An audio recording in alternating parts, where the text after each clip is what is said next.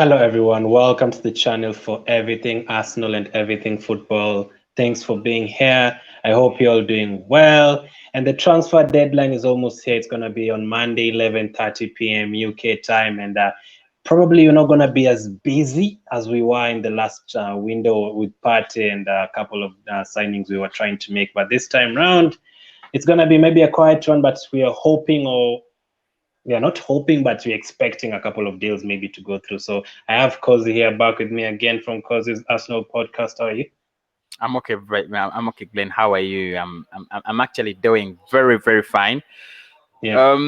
We after that result against Manchester United, I'm a little bit contented, even if we don't sign more players. I think we should run through the season. So since I've not spoke to you in a couple of weeks, maybe a month, there's been a lot of games recently. What have you made of the performances? I remember the last time we spoke to you guys, all of you were like Arteta out and stuff. So has anything changed until now? Well, I don't think much has changed, but the results, the way that the way we are playing, the results, the way we are setting up, I think all the mistakes that Mikel Arteta was making then have actually changed. But in my opinion, nothing has changed. I still don't think Mikel Arteta is going to be the big manager that takes Arsenal to titles, and that's where I want us to be. I don't think he's the manager that's going to take us to to win Champions League or win Europa League, and that's where I want us to be. But if it comes to I think setting us up for 1 year, 2 years, 3 years, so that we can actually drive out Deadwood and bring in new players. Well, I think he's doing it perfectly. When I've got to give him credit. But if you ask me, are you still Mikel Arteta out? I'm gonna tell you no.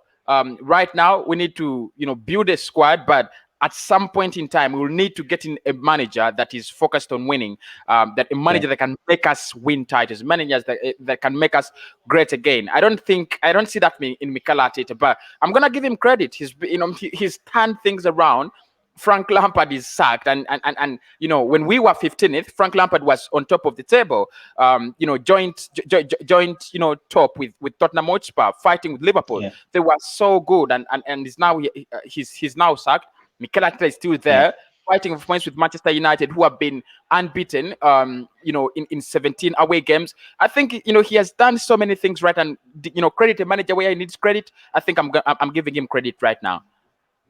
Okay, so we've had a couple of injuries recently. Cedric has had to deputize on the left side. He's done okay in a couple of games and not so good in a couple. So it's been obvious that we've missed that guy on screen right now, Kieran Tierney. How much do we need a backup for him? Well, I think if you ask me how much, I'm gonna say 100%.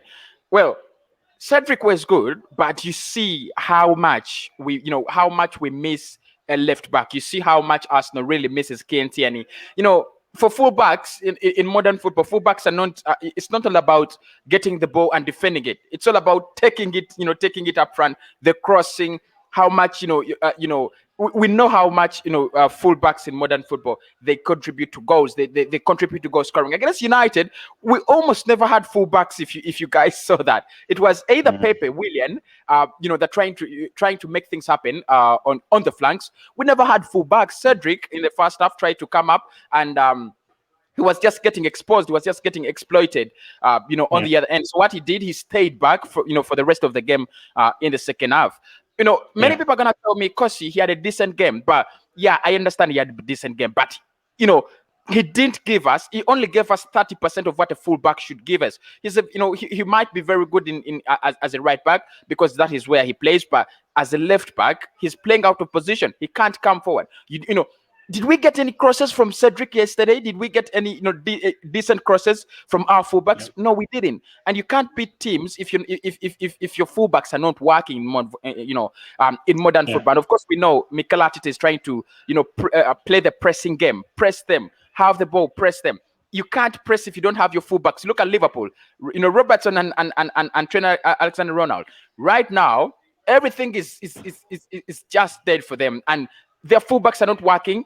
they are not scoring. Manchester City, they reached a time when their fullbacks were not working, they were not scoring. If you do not have working fullbacks, you can't score goals in modern football. And I think, but we really need a backup, left back. Been looking at Patrick Van Aanholt of recent, and of course Ryan Bertrand. I think those are the two names that have remarkably come out to, of the transfer gossip and speculation. I would go for Ryan Bertrand. I wouldn't go for Patrick Van Aanholt. I think Bertrand has more experience. He's been at Southampton. He's been at Chelsea before. He's been at Southampton.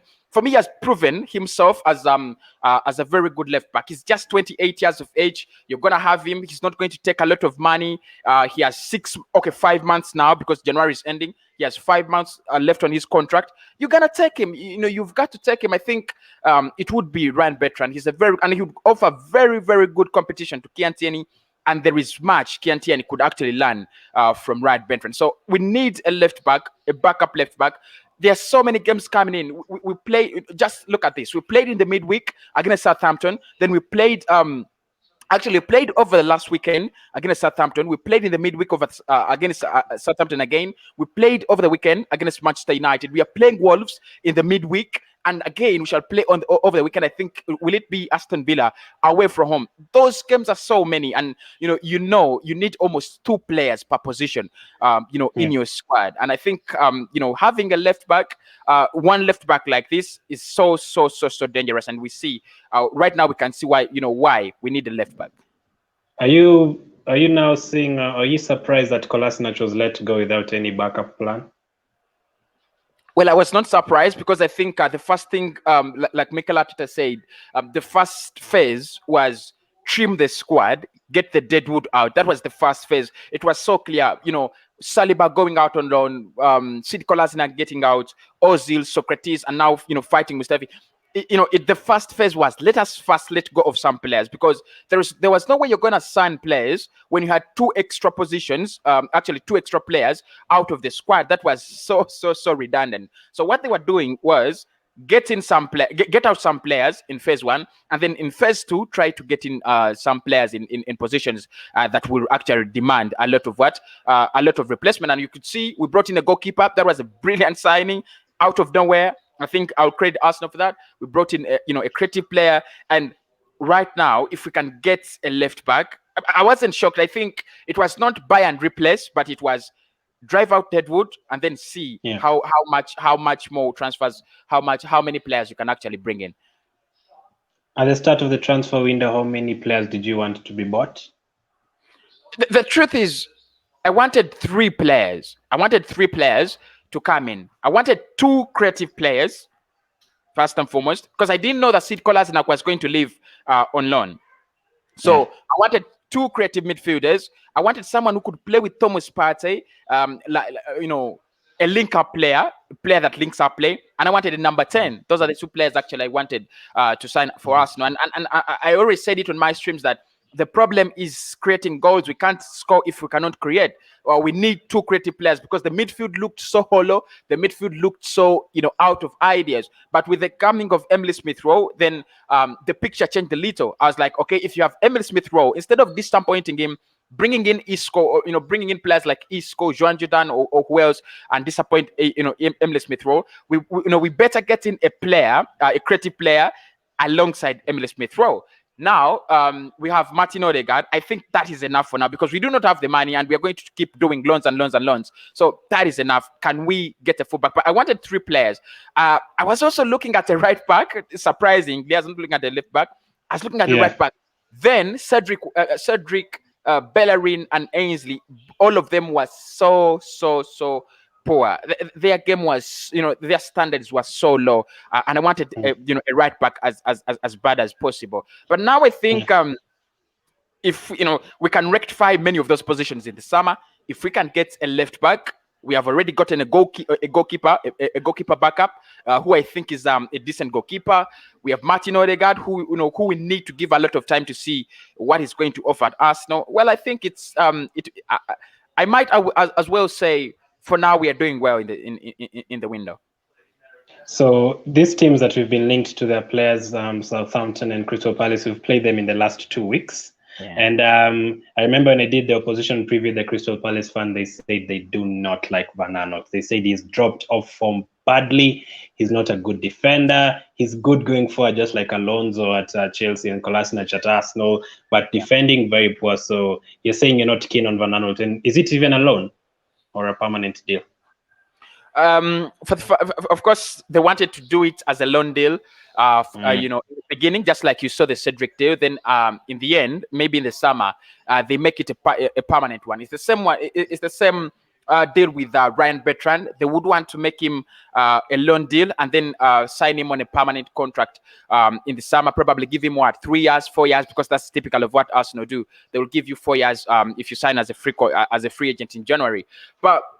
And I agree with Crystal Palace fans. Patrick Van Aanholt, this guy is, I don't know.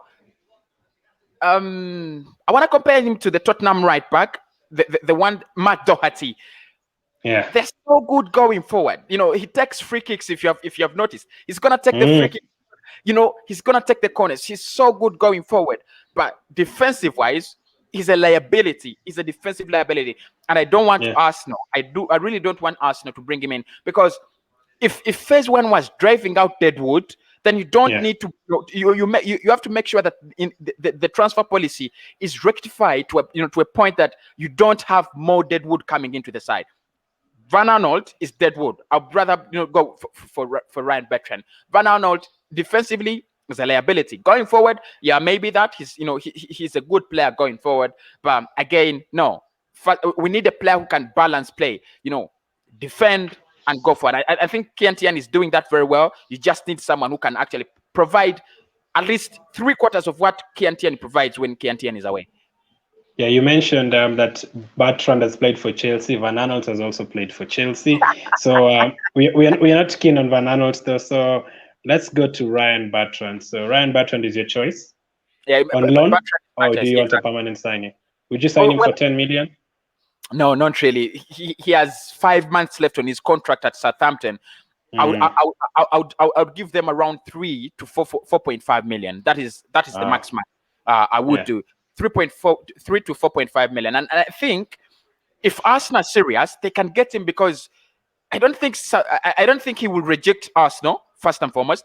He wouldn't reject Arsenal. And the other thing is, I don't think Southampton will also want to let him go for a free in the summer, because they know if Arsenal have talked to him, if Arsenal talk to him in January, they can take him on free in the summer. So what they're gonna do is, they'll settle for anything around 3 to 4.5 or around 3 to 4 million. They'll settle for anything there. He has, like I said, he has 5 months left on his contract, and right now, I think one of the problems we have is Kieran Tierney playing so many games. He plays in the in the FA. He plays in the Carling Cup. He plays in the Europa League. He plays in the league. The games are so many, and they're coming in thick and fast. Due to the coronavirus, things and so on, and then preparing for the Euros. So you could see that he's having a lot of work to do. And I don't know how bad his injury is. Because I saw him training back. I saw him training, but I don't know how bad his injury is, because he's getting tired. And of course, when injuries fall onto a tired body, they're gonna rip you apart. So we just need a fullback, a left fullback, and I think Ryan Bertrand for me is that kind of player that can offer that kind of experience. He's not going to be desperate to play game in, game out. I think because I think 28 years of age, you might tell me, you might think that he has, he still has much on his career. But again, I think he's going to get some playing time in the Europa League, in the FA Cup. I think he can settle for that. I think he can really settle for that. So we'll talk about Bertrand more next time, and then you said that you wanted a right back at the beginning, and we're now targeting a left back. But we had one player who could do that. What happened to Maitland Niles has also been linked to the move away. We were supposed to sell him at the start of the season. We kept him. I would have sold him personally for 20 million towards that time. So right now, would you sell him? Would you keep him? Would you loan him out? Actually, I said this today in the morning when I was talking about transfer deadline, and I said, this is a player that actually owes Arsenal. Arsenal do not owe anything from Maitland Niles. I think he owes us. We need, to pay back his loyalty. He's one of those loyal players I know they always keep quiet. Whenever you give them a chance, they prove. For example, this season he has played 2 games in the Premier League, one against Everton and the other against Southampton, and I think he did a great job. He did very well. But what was his reward? He was thrown away from the lineup just to play Bellerin, who was not good at the moment, who was not so good at the moment. So I think Arsenal owe much to Maitland Niles, and I think the Euros coming up. He wants to play in the Euros. He wants to fight for his place in the England squad. There is no way he's going to fight for his place in the England squad. He's not getting playing time. So I would let him go on loan, not to Leicester City. Please don't make this mistake. I've seen these stories around. Not to Leicester City. You can't give such a player to Leicester City. It's gonna be mad. How versatile is Maitland now?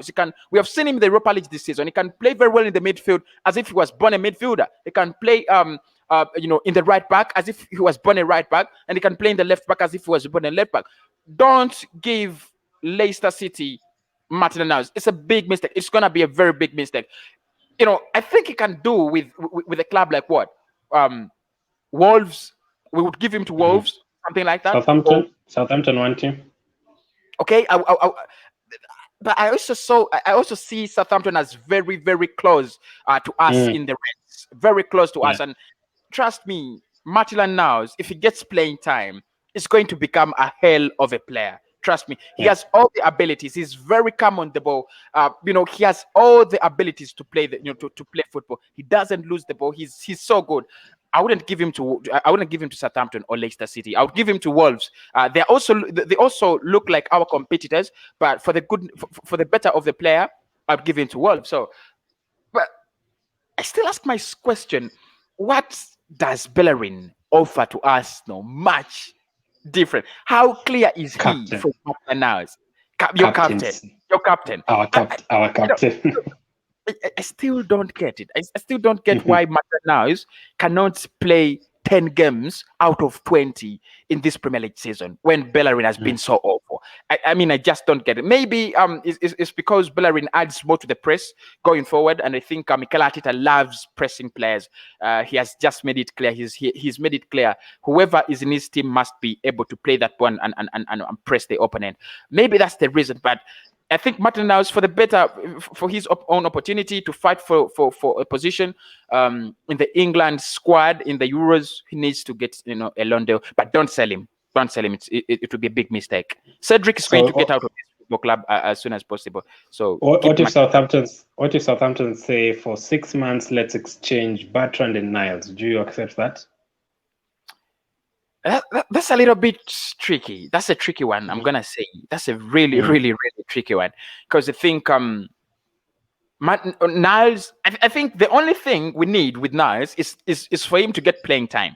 That's the only thing. Otherwise, he can be a very good squad player. Everybody knows that, and we need squad players. For example, you can play him with Partey, and he does well. You can play him, in various positions and does well. So we are letting him out to get playing time. Bertrand comes in because it's a non-negotiable deal. We need a left back. So look, if we are pushed to the wall, and it's either that deal or nothing, then I would agree. Yeah, and the last one is Mustafi. He's being again linked to a couple of teams. Will you cancel his contract? Would you cancel it right now?